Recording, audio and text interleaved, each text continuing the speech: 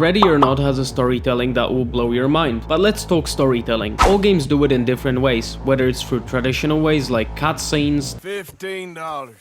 Oh, and a quarter. Don't forget the quarter.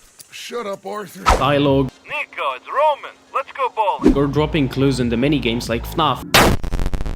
Was that the bite of 87? Or environment. And today I will tell you about a game that does it really great for the environment mentioned before. I'm specifically talking about a game that focuses on SWAT raids, and I already talked about it, but I missed one thing that is mentioned in this comment. Specifically this part. But what this game can offer through environmental storytelling is really great, especially that it starts with a simple gas station gig. But despite of that simple gas station gig, the next mission will twist your guts.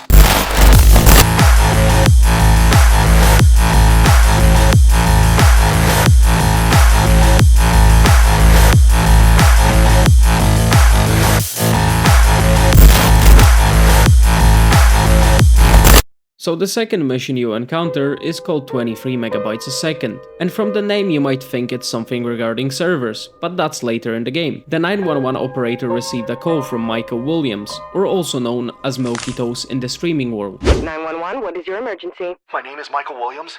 I'm currently in apartment 14 in the San Uriel condominiums with my piece of shit brother. I'm calling you because I've killed my mother. I'm going to kill my brother. And then I'm going to kill myself. So don't come in.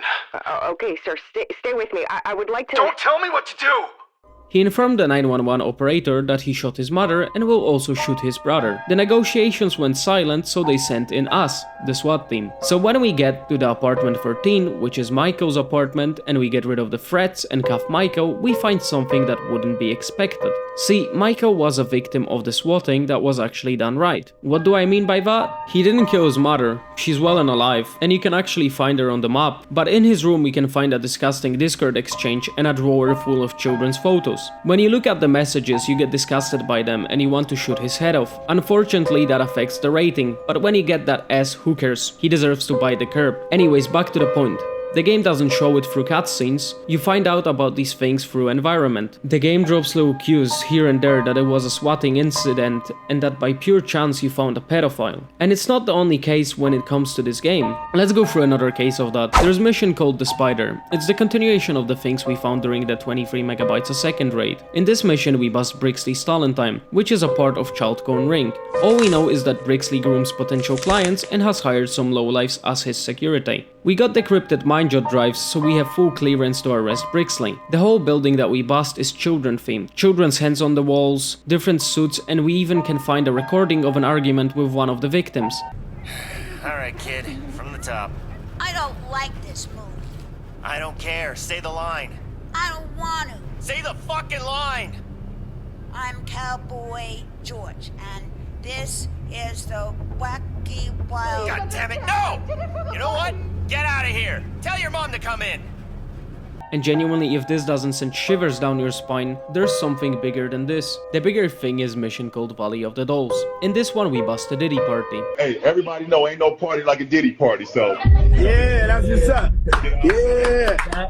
Sorry, I had to make this joke. Anyways, our target is Amos Vol, who is the main man profiting off of the whole child corn. His Diddy mansion is protected by Bolton Security, which has ex-cops and soldiers. This whole thing happens during Vol's daughter's 18th birthday. What a thing to remember, right? So in this nice mansion, under the whole thing lies the operation that pays Amos well. When we make our way to the basement, we're able to see photo room, and after that it's the worst thing. There's a room with a girl's photo that is fully on the wall, with writings next to it saying, "That is fragile, innocent, pure, sweet, smooth." I think it's enough to make your guts twist and send shivers down your spine. Next to that room we can find a crib for a kid, which makes it even worse. Other than that, the suspect wants the feet pics of the guests, so I guess that's enough to put him in the electric chair. But I think that's enough of pedo missions. Maybe let's talk about cults. That's a better topic at this point, right? Carriers of the Wine focuses on a cult that is only female. Said cult is led by Eve Nader and Elaine Ruskin. Elaine is the more interesting one, since she was the lead for a place made for women who were given no other option but to step away from their past lives. Their cult has a goddess, and as mentioned in the voice recording, it's the 5,111th day of our goddess. The eminence of her physical form is near. No. The day of her manifest is near. Sisters, you can feel her presence grow with each nourished drop of blood from the misdoers, from those who have sought to cross us. Yeah, that's good. That's really good.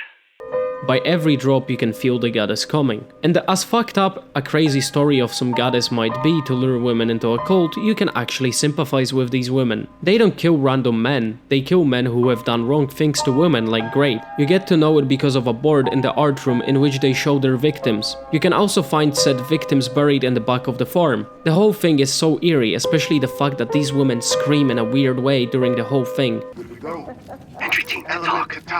But okay, what's so great about it? As I mentioned before, this game is not showing this stuff through cutscenes. It's like the camp in Red Dead Redemption 2. You don't need to see it, but you can. As far as I know, you could go through the whole game without giving a fuck about these things, but your guts will twist when you actually pay attention. The pedo missions were the worst, since the game is moving such a hard topic, yet makes it so realistic and grounded. The Discord messages, photos, and most importantly, Valley of the Dolls. These experiences were interesting to explore and see in the game. I really appreciate the fact that developers weren't afraid to move such hard topics and tell a story with them. Most missions are connected to each other in one way or the other, like the pedo stuff. You buzz the people responsible for it and also the company that was storing the photos on their server for the cloud storage system. It amazes me that this game can even make me, a European, a Polish fuck, see the tragedies of a school shooting. And let me tell you, we don't get these quiet kids with Glocks, they don't exist in this realm. The great graphics of said game make it easier to immerse yourself in SWAT situations and explore these crazy stories in the game found through environment. It's an interesting way of telling the story without making the whole Call of Duty shebang with Captain Price and others, and in my opinion, it's a better approach since it actually made me feel like a SWAT member and not like action movie character. That being said, I hope you enjoyed this video. Make sure to check out the other Ready or Not video I made if you're into it. Also, if you wanna get some chit chat with me, you can join the Discord in the description, and I'm out.